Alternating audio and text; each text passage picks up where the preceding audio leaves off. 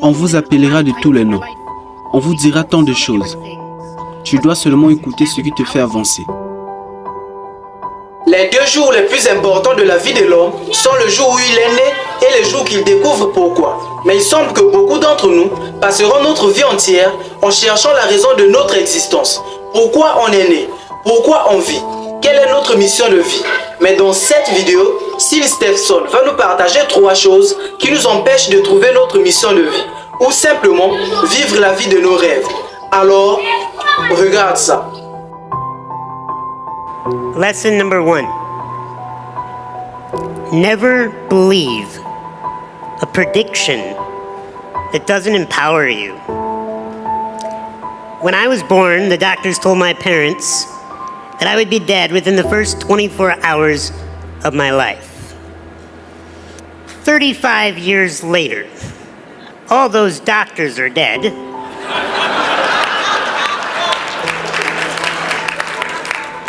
And I am the only doctor that remains. Never believe a prediction that doesn't empower you. How many predictions have been thrown at you your whole life? If you believe predictions that do not empower you, you will wither away and die. Either physically die or your spirit will die as you just walk around the world like a carcass that is just following the masses. Notre plus grand problème, c'est qu'on croit plus à ce que les autres disent qu'à ce que nous nous disons nous-mêmes. On n'a pas confiance en notre instinct, notre voix intérieure. Quand les docteurs ont dit qu'il allait mourir, tout le monde a cru. Même ses parents ont perdu espoir. Mais ce qui est étonnant, c'est que, malgré toutes ces prédictions, tout ce que les autres ont dit de lui, il a vécu pendant 35 ans. Ce que je veux que tu comprennes, c'est que dans ta vie, malgré ton état, malgré ce que tu traverses, ne crois jamais aux prédictions que les hommes ont sur toi. Ne crois jamais à tout ce qui ne te fasse avancer. Parce que nos croyances définissent nos limites. Ça limite notre champ de possibilités. Tu rendras impossible ce que tu étais capable de faire. Par exemple, il y a une citation qui dit « Ils ne savaient pas que c'était impossible. Alors, ils l'ont fait. » Ce que je veux dire, c'est que, imagine, tu as un rêve que tu veux réaliser. Tu as toutes les compétences nécessaires pour le réaliser. Mais dès qu'une personne viendra te dire « Fatih, c'est important ce que tu veux faire. » Mais tu dois savoir que personne n'a jamais pu le réaliser. Après avoir entendu cela, tu te diras « Si jusqu'aujourd'hui personne n'a jamais pu l'accomplir, cela signifie que c'est impossible. » Dès lors, tu ne pourras plus le faire, même si c'était une simple équation. Dès que tu vas rencontrer un petit obstacle, tu vas abandonner en disant « Oui, ils avaient raison, c'est impossible. » Mais ce que je peux te dire, c'est que rien n'est impossible jusqu'à ce que tu crois que c'est impossible. Second lesson today is you are not your condition. You are not. I am not disabled. Sure, I'll take the handicap parking privileges. But that does not define me as a man. Not able. I've been looked at and treated my whole life as if I am not able. I have had to rise above and show people that the only disability is one's refusal to adapt. You have to adapt to whatever environment you're in, even if it's prison. Because if I believe that I'm disabled, I would wither up, I would be shy, I would be insecure, I would be afraid, I would act like I need your help. But I choose something else. I choose to be strong, I choose to be a leader, I choose to have words to move this planet.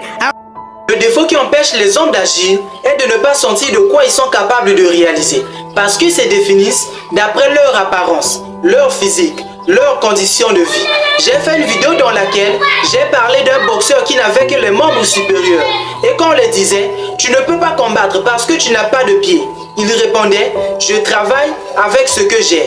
Les mêmes me suffisent. Il a même rajouté dans l'une de ses interviews que j'ai décidé de ne pas être quelqu'un de faible. Et dans cette vidéo, Sil Stephenson nous rajoute que j'ai décidé de vivre avec force. Ils ne se laissent pas définir par leur handicap.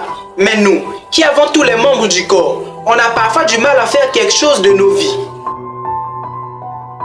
Ce qu'on peut tirer de leurs paroles, c'est que la véritable handicap n'est pas physique, elle est mentale. Ce n'est pas à cause des autres, ce n'est pas la faute d'autrui qu'on n'arrive pas à faire quelque chose de nos vies. C'est plutôt notre esprit qui est amputé. Because the last lesson that I'm going to share with you today, that is, I'm going to teach you what the real prison is. It's not surrounded by barbed wire or electrical fences. The real prisons do not have guards. The real prison's up here. And we all got it. Do you know where your salvation is? It's not outside these walls. I've met so many people that are so extremely successful and famous that are in prison because they're stuck in their minds, bullying themselves, pitying themselves. La seule chose qui est au centre de tout est le mental. Soit tu l'utilises à ton avantage, soit tu te fais prisonnier. Le courage est mental, la confiance est mentale, la peur est mentale. La véritable liberté vient de la tête, vient de l'intérieur, pas de l'extérieur. Ton mental peut faire de toi un héros ou un perdant, mais si tu parviens à t'échapper des barrières mentales qui limitent ton champ de possibilités, tu révolutionneras ta vie. C'est pourquoi, prends ta place, vis ta vie et laisse tes traces.